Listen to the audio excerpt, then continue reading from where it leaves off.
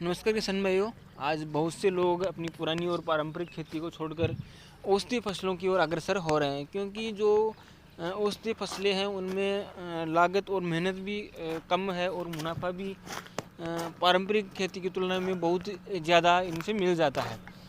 लेकिन जो बहुत से किसान भाई हैं वो इसकी खेती कर भी रहे हैं और बहुत से किसान इसकी खेती करने की सोच रहे हैं, लेकिन उनके सामने एक बड़ी समस्या ये है कि इसकी वो मार्केटिंग कहाँ करेंगे।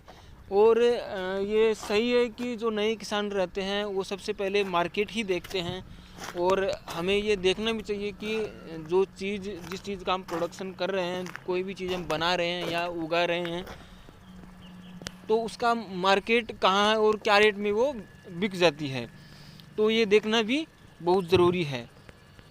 तो किसान भाई, इस अश्वगंधा है, सफ़ेद मूंगफली, सतावर, कोई भी अगर औषधीय फसल है तो वो कहीं भी आपकी फसल बिक जाती है। जहाँ पर औषधीय फसलों की मंडी है या फिर जो छोटी मोटी कंपनियां हैं वो भी आपकी फसल को ख़रीद लेती है। और इंडिया के अंदर, भारत के अंदर सबसे जो बड़ी मंडी है वो मध्य प्रदेश के नीमच में है।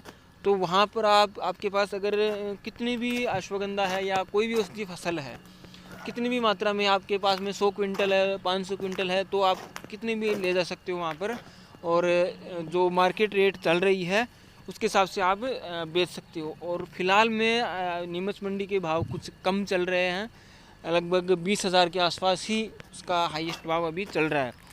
क्योंकि बरसात में जो अश्वगंधा की थी उसमें क्या हुआ, कुछ तो बरसात की वजह से जड़ें उसकी खोखली हो चुकी थी, और उसकी वजह से कुछ उसकी जो क्वालिटी थी वो कुछ कम हो गई है ज़्यादा पानी की वजह से। तो थोड़ा बरसात की फसल का जो कीमत है वो थोड़ी अभी कम है।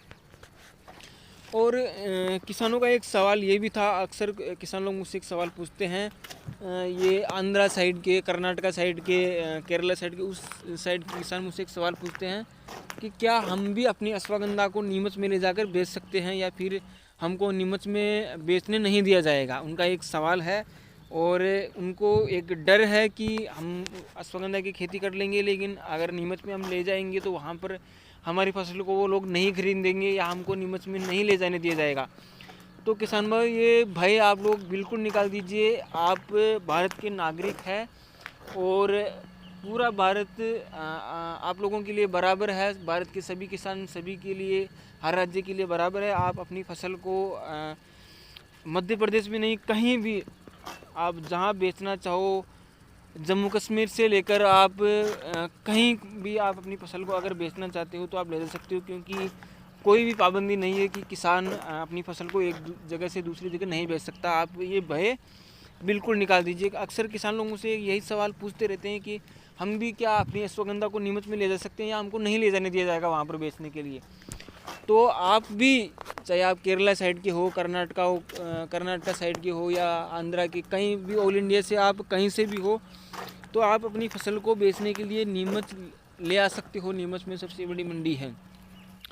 और जो नए किसान है वो भी अश्वगंधा जैसी औषधीय फसलों की खेती करने की सोच रहे हैं कि अच्छा खासा इसमें मुनाफा है, पुरानी खेती कर करके परेशान हो गए हैं। लेकिन वो लोग ऐसा सोचते हैं कि हमारी अश्वगंधा जो है वो बिकेगी या नहीं बिकेगी, कहाँ बिकेगी, कैसे बिकेगी, वो नीमच नहीं ले जा सकते। मतलब उनके मन में मार्केटिंग से को लेकर बहुत ही घबराहट है, डर है कि अश्वगंधा की खेती हम कर तो लेंगे वो, लेकिन बिकेंगी या नहीं बिकेंगी। तो किसी भी अगर किसान भाई के पास में वर्तमान में अश्वगंधा की फसल बेचने के लिए हो या भविष्य में कोई अश्वगंधा की खेती करना चाहता है, उसको ये भय हो, तो आप मुझसे कांटेक्ट कर लीजिए। मेरा नंबर आप लोगों को डिस्क्रिप्शन बॉक्स में मिल जाएगा।